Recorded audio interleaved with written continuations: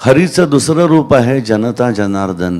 तुम्ही सगळेजण, हे मी तोंड देखलं नाही बोलत आहे, तुम्ही खरोखरी सगळेजण परमेश्वराची रूपं आहात. फक्त तुम्हाला त्याचं ज्ञान नाही आहे आणि कदाचित कणभर मला ज्ञान झालं आहे. तुम्हाला सांगतोय की तुमच्या आयुष्यात जे काय घडत आहे, भले तुम्ही नोकरी करणारी माणसं आहात, आपल्याला नोकरी हवे, जॉब नाही आहे, पण जॉब नाही आहे म्हणून तुम्ही का त्रस्त आहात?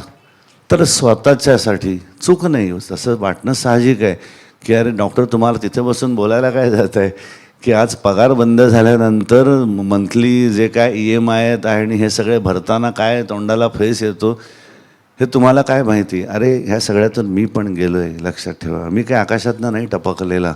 एकच लक्षात घ्या, तुम्ही नोकरीसाठी उपाय म्हणून मागितलात ना तर फडतूस नोकरी मिळेल कदाचित. कर्म मोठं असेल तर तेही मिळत नाही.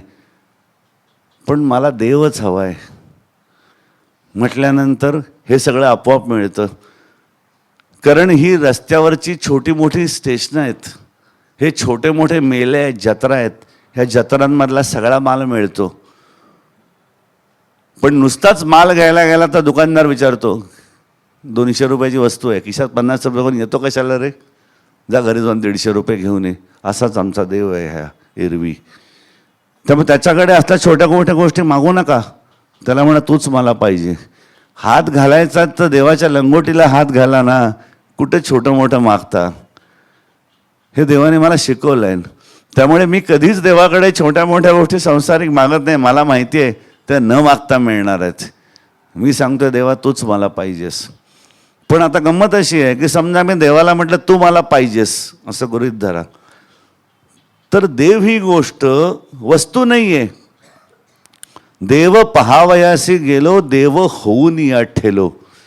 म्हणजे देवाची कृपा होणं म्हणजे तुम्ही देव होणं असतं, म्हणजे द्वैत संपणं. पण जोपर्यंत मी मागतोय देवाकडे तोपर्यंत काय आहे, I am establishing the duality, isn't it. कारण मागणारा वेगळा, देणारा वेगळा. म्हणजे अंबुजा सिमेंटची जाहिरातीची कॉन्क्रीटची वॉल मी दरवेळेला देवाकडे भीक मागतो तेव्हा I am strengthening the wall between me and so called God, isn't it. As long as I am asking something means there is something else or some other identity which I am re-establishing and I am strengthening the wall between me and this so-called God. So the only way to get rid of this wall is stop asking. माऊली सांगते की हे पूर्वीही ज्ञान दिलेलं होतं, मी माझं काहीही नाही, इदं न मम. पूर्वीचं ज्ञान फक्त पद्धत बदलली आहे मी आणि वेगळ्या कोंदणातनं तुमच्यासमोर मांडतोय. उदाहरणं पण बदलली. माऊलींच्या ज्ञानेश्वरीतली उदाहरणं आज दिली तर आम्हाला कळणार नाहीत. आज आम्हाला जर साधी आमच्या व्यवहारातली उदाहरणं दिली की ओके असं असं झालं की असं असं घडतं की आपल्याला लगेच ते अपील होतं. खेवणे, पद्धत, कोंदण हे बदलावंच लागतं फॅशनप्रमाणे, काळाप्रमाणे. परमेश्वर हे फक्त knowing your self, it's a hard core knowledge. That is knowledge is your God. Knowledge it self is God, ज्याला म्हणतात परमबीजाचा परमेश्वर. तुम्ही जेव्हा बसलेले असता, मला सांगा आत्ता बसलायत तुम्ही, ऐकताय जीवाचे कान करून, तुम्हाला भान आहे का रे मी पुरुष आहे, मी स्त्री आहे, मी तरुण आहे, मी वयात आलेली आहे, मी म्हातारा आहे, काहीतरी आहे का? नाही. बियॉन्ड दॅट मी आहे हा फक्त भाव आहे. मग परमेश्वराच्या ठिकाणी तोच भाव आहे, मी आहे. पण तुमचा मी आहेला एक बॉडी आहे जी आरशात बघितलं की कळतं मी बुटकी आहे ना, मी उंच आहे ना, माझे केस जरा पांढरे झाले ना. हे सगळं तुम्हाला ताबडतोब जाणीव होतं त्या क्षणी तुम्ही लहान होता. आणि नॉलेजला वय नाही आहे. झोपताना असं तुम्हाला असतं का हो माझा तर वय झालं, एक म्हातारा झोपतोय? नाही, मी झोपतोय, मी आहे, ज्याला कुठलेही टॅग्स नाही आहेत. हे टॅग्स रहित जे तुमचं अस्तित्व आहे ना, ज्याला म्हणतात बीइंग, यू आर व्हॉट, हे पुढे आलं की प्रॉब्लेम आला. तर हा जो यू आर किंवा आय ॲम जो आहे, ह्याच्यामध्ये संबंध पोटेन्शियल आहे. हू ॲम आय हा शब्द उलटा करून बघा काय होतो. घरी गेल्यानंतर करून बघा, उत्तर त्याच्यातच आहे. वो मैं हूँ हे त्याचं उत्तर आहे. You are that. पण आम्ही अडकलोय, कारण लगेच आमच्या मनामध्ये मी पुरुष आहे, मी स्त्री आहे, मी आजारी आहे, मी गरीब आहे, मला कर्ज आहे, मी जॉबलेस आहे, हे टॅक्स तुम्हाला लहान करतायत. पण प्रत्यक्षात जे नॉलेज आहे त्या नॉलेजला ह्यातले कुठलेही टॅक्स नाही आहेत. ज्या क्षणी तुम्ही फक्त मी हार्डकोर नॉलेज आहे या भावामध्ये कायम जगता ना, त्या क्षणी तुम्ही परमेश्वर ह्या स्टेजला असता. आणि मग परमेश्वराच्या ठिकाणी मनामध्ये फक्त विचार आला ना, ज्याला म्हणतात सहजमध्ये ब्रह्म आहे, ज्याची अनुभूती तुम्ही पण घेता. अय्या, मी फक्त म्हटलं आज मला अमुक अमुकचा केक खायचा आहे आणि मैत्रिणींनी बघितलं तर डब्यामध्ये तोच केक आणला होता.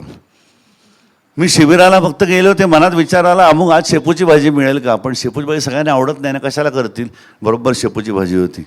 हे कसं घडलं? कारण तिथं आल्यानंतर तुम्ही इतके सगळे टॅक्स सोडलेले होते की तुमचं मन हे वैश्विक मनाशी, म्हणजे individual consciousness had merged or not merged, it had emerged into the universal consciousness, and universal consciousness has the full power and potential to create what it wants. देवाला कोणाला कन्सल्ट नाही करावं लागत की हे मी कसं करू. मनात विचार आला की ते अभिव्यक्त होतं. मग तशी अनुभूती तुम्ही पण घेता जेव्हा तुम्ही सहजमध्ये मनामध्ये विचार करता, आज हे मिळालं की ते मस्त वाटेल ना, आणि ते मिळतं. पण तुम्हाला हे कळत नाही हे कसं घडलं, कारण त्या क्षणापुरते तुम्ही फक्त मी आहे ह्या एकाच भावात असता, आणि मी आहे हा भाव फक्त परमेश्वर आहे.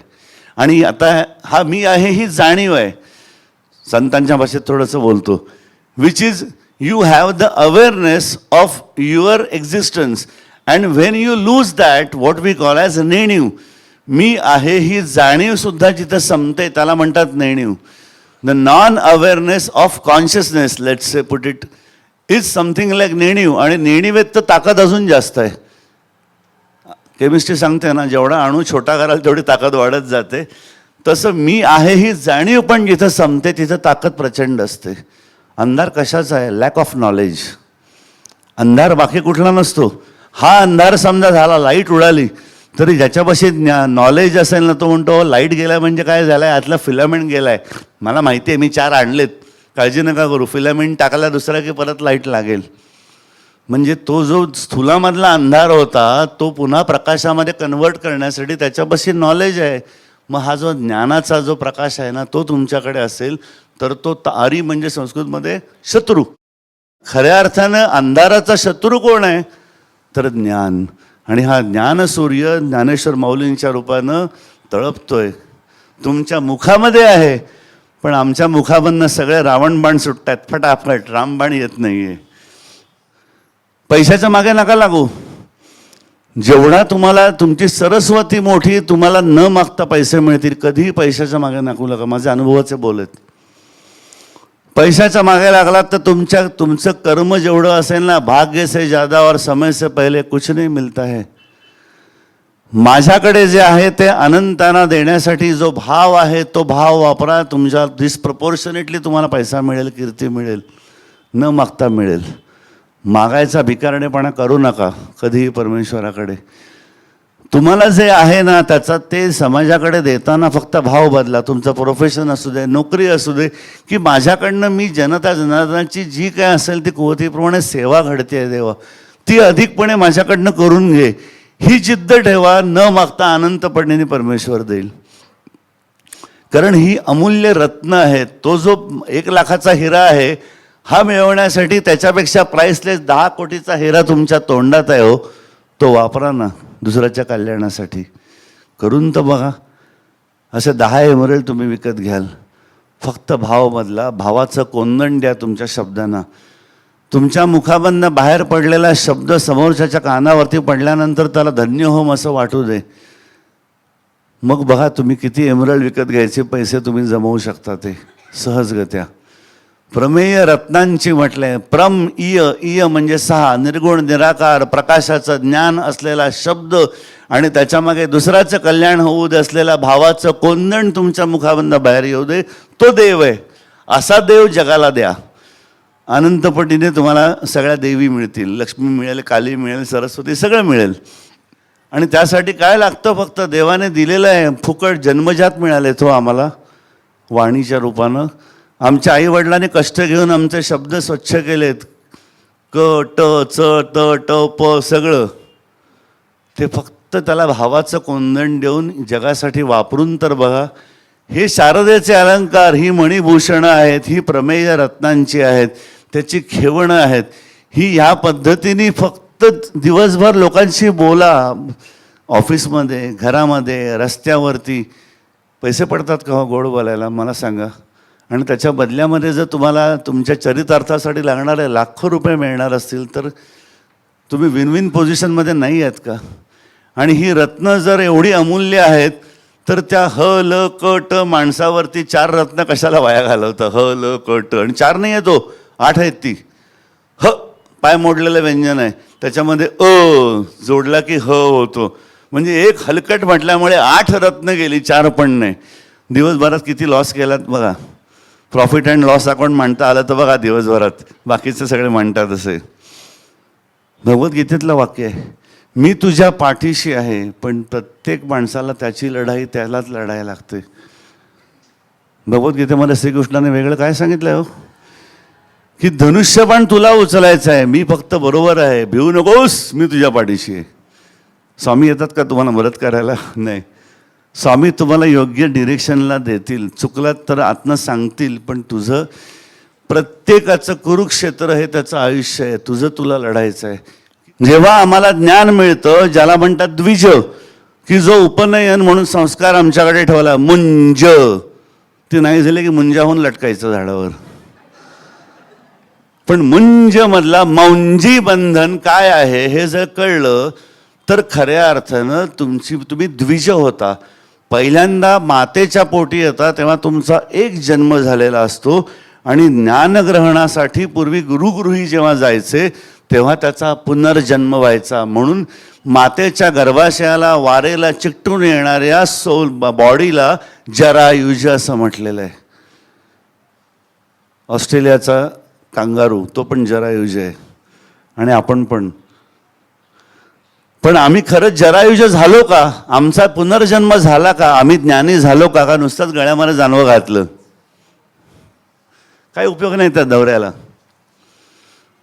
हे ज्ञानाचं आहे जानवं आहे. जानवं म्हणजे पुन्हा दुसरा तुम्हाला ॲडिशनल दिला जातो त्या जीवात्म्याला ज्ञानाचा, ज्ञानार्जन करण्यासाठी. त्यासाठी अर्जुन व्हावं लागतं. ब्रह्मज्ञानाचं अर्जुन जेव्हा तुम्ही होता, अर्जन करण्याच्या इच्छेने गुरुकडनं मिळवता, तेव्हा तुम्ही अर्जुन होता. तेव्हा तुम्ही द्विज होता. आणि एकदा का द्विज झालात, ब्रह्मज्ञानी झालात की पैसा आणि कीर्ती हा न मागता मिळेल. काळजी नका करू. हे सगळ्याच्या मागे हार्ड कोअर फक्त नॉलेज आणि दुसऱ्यासाठी प्रेम, निरपेक्षपणे द्यायची वृत्ती, हा एकच गोष्ट जर आपल्याला कळली तर ज्ञानेश्वरी कळली.